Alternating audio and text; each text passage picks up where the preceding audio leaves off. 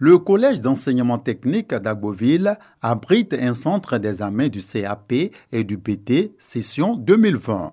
Les épreuves écrites pour les filières CAP, certificat d'aptitude professionnelle, sanitaire et sociale, ainsi que le PT, brevet de technicien comptabilité, ont débuté ce mardi.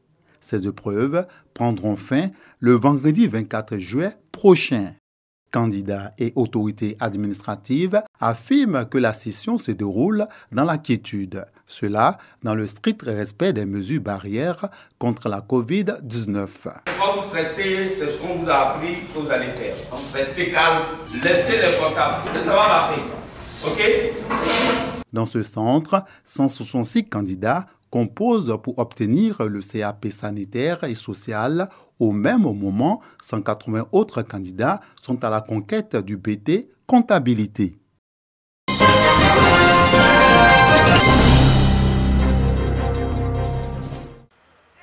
Début des épreuves écrites des examens de l'enseignement technique et de la formation professionnelle, session 2020. À Bouaké, 1111 candidats, dont 598 filles, composent dans les filières industrielles et tertiaires dans 3 centres. Cette année, du fait de la maladie à coronavirus, des dispositions particulières sont prises. D'abord, il y a la distance qu'il faut respecter. Bon, il y a le port effectivement de masques, mais bien avant d'entrer dans une salle, il faut se laver les mains. Le lancement des épreuves a eu lieu au collège d'enseignement technique CET, puis au collège d'enseignement technique féminin CETF, en présence des autorités administratives et éducatives. Ces autorités encouragent les candidats. Nous leur avons demandé de se concentrer surtout sur leurs copies, de ne pas chercher à tricher, tel que les matières qui leur sont données sont tirées des cours qui leur ont été donnés pendant l'année scolaire, et nous leur avons souhaité une bonne composition. Donc nous souhaitons effectivement qu'à travers ce que nous avons reçu comme consigne, à travers la formation effectivement qu'ils ont eue, après effectivement ce petit congé, nous souhaitons effectivement qu'il y ait un maximum d'admis. Pour les apprenants, la première matière qui est la composition française est jugée abordable. Le sujet est abordable. C'est pas trop difficile. Pour le moment, les épreuves se passent très bien. On s'en sort. Le sujet parle de la pauvreté en Afrique. Les phases écrites de cet examen prennent fin le 24 juillet et les résultats sont attendus pour le 14 août prochain.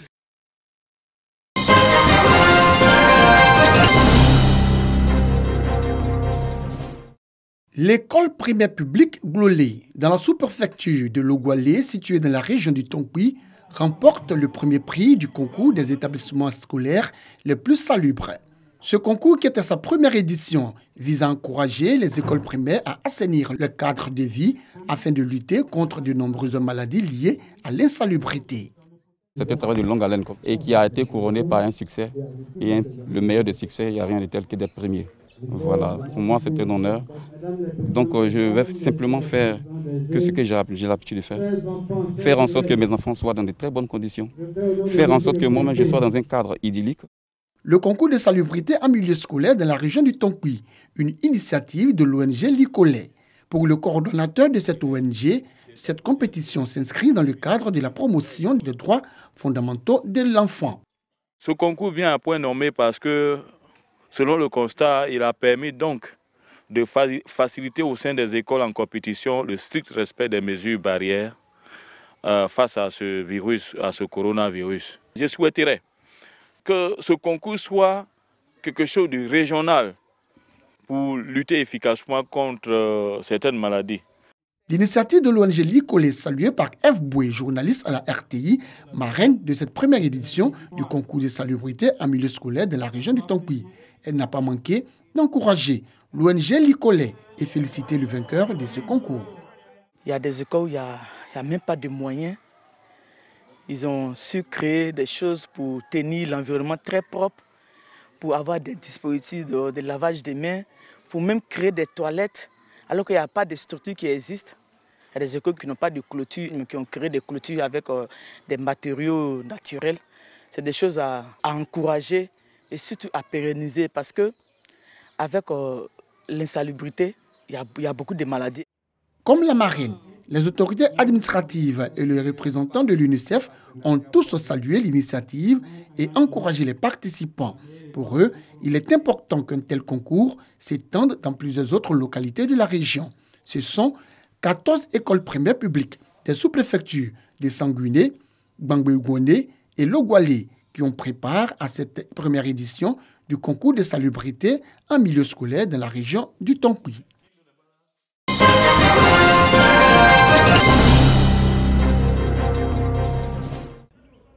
Auditorium du lycée Mami Adjoa de Yamoussoukro, la mutuelle des personnels du ministère de l'Éducation nationale, de l'enseignement technique et de la formation professionnelle relance ses activités. Un acte fort pour ce départ nouveau, le toilettage des textes. Il faut que cette Assemblée générale nous permette, dans un premier temps, de pouvoir prendre la décision de procéder à la digitalisation du processus de notre mutuelle. Cela va nous permettre de sécuriser tout le processus de la mutuelle, depuis l'inscription, n'est-ce pas, du mutualiste dans sa zone jusqu'à Abidjan, depuis les prestations à la pharmacie, etc., etc. Et nous permettre, n'est-ce pas, d'implémenter avec le président du conseil d'administration une nouvelle donne, c'est-à-dire la reconnaissance faciale qui va sécuriser effectivement la mutuelle. Ça, c'est le premier élément. Le deuxième élément, il nous faut des manuels de procédure. Regardez une mutuelle comme la nôtre qui a fonctionné depuis 5 ans, il n'y a pas de manuel de procédure. Le manuel de procédure va mettre chacun devant les responsabilités par rapport aux tâches. Voici donc les deux grandes orientations, les deux points importants qui, n'est-ce pas, seront donc présentés devant les délégués au cours de cette Assemblée générale. La tutelle accorde beaucoup d'intérêt au bon fonctionnement de la MUPEMINET. Bonne nouvelle pour les enseignants. Le projet de logement va démarrer sans apport initial. Le terrain de 128 hectares, il se trouve à Elokato et c'est sur ce projet que sera réalisé les 15 000 premiers logements des enseignants. La chose la plus importante à retenir, c'est le coût des loyers. C'est un coût qui est relativement abordable puisqu'on y retrouve des coûts de 45 000 francs par mois, des coûts de 100 000 francs par mois, etc. Mais c'est seulement lorsque vous avez reçu votre clé, vous avez commencé à habiter effectivement à la maison que l'on commence à vous prélever, premièrement. Et deuxièmement, sur 25 ans. Ça me paraît être un grand projet pour lequel notre État, la Côte d'Ivoire, par le biais du ministre Bruno Nabagné-Koné, a fait beaucoup d'efforts en termes d'appui. Nous allons apporter notre appui, par exemple, pour les travaux d'amener d'eau, les travaux d'amener d'électricité, les travaux d'assainissement, etc. Cette première Assemblée générale de la MUPEMINET a démarré par une minute de silence à la mémoire du Premier ministre Amadou Gon Coulibaly.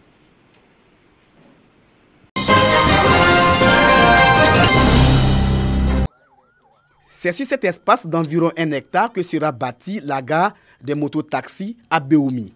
Une gare de mototaxis pour permettre aux acteurs de ce secteur d'exercer les activités tout en maintenant les conditions de paix et de cohésion sociale. Je suis ravi de ce lieu que le maire peut, tous les ONG on peut trouver pour nous, les transporteurs de mototaxis, aussi renforcer la paix et la cohésion sociale pour éviter les conflits au niveau de notre région. Cette gare est le résultat des actions menées par la plateforme de la société civile pour la paix et la démocratie et plusieurs ONG pour la résolution des malheureux événements qui ont secoué la ville de Béoumi l'année dernière. Pour dégager les perspectives heureuses afin d'éviter de tels drames, le bilan des activités a été dressé au cours d'une rencontre d'échange. Avant, ces acteurs ne se parlaient pas, mais désormais, ces acteurs se parlent et ils ont créé un cadre d'échange entre eux qui leur permet désormais de réfléchir sur la question de la cohésion sociale et de faire des dépassements au niveau politique pour penser désormais à la cohésion au niveau de leur circonscription. Ces actions de consolidation de la cohésion sociale et de renforcement de la paix sont saluées par les populations. On dit que nos enfants, on n'a qu'à laisser parole. Parole, c'est rien. On ne gagne rien dans parole. On a parlé là, maintenant on est là. Moi je sais que parole, c'est fini. ONG, on doit leur dire merci. Sincèrement, ils ont bien travaillé. Parce que depuis à leur arrivée, à ce moment, c'était difficile. Ils ont tout fait pour nous mettre ensemble. Aujourd'hui, quand il y a un problème entre nous, on se retrouve. Et puis on discute. Ce qui n'est pas bon, on leur dit. Ce qui est bon, on fait ça. Cette rencontre d'échange a été le lieu de recenser les nouvelles propositions afin de garantir un climat de paix avant, pendant et après le processus électoral en cours.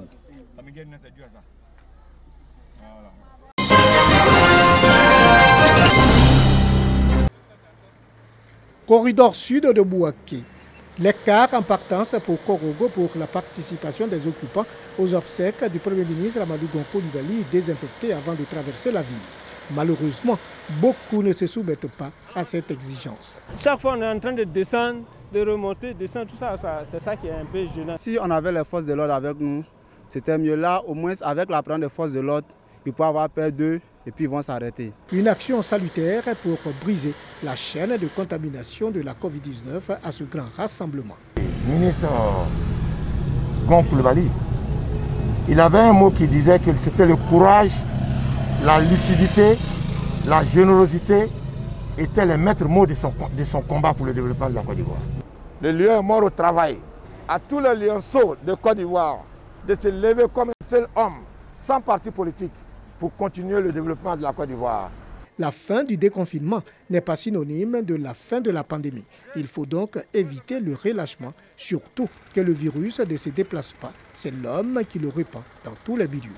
Observer strictement les gestes barrières afin de réduire son élan dévastateur. Rappelons que Bouaké est l'une des régions les plus touchées par la Covid-19.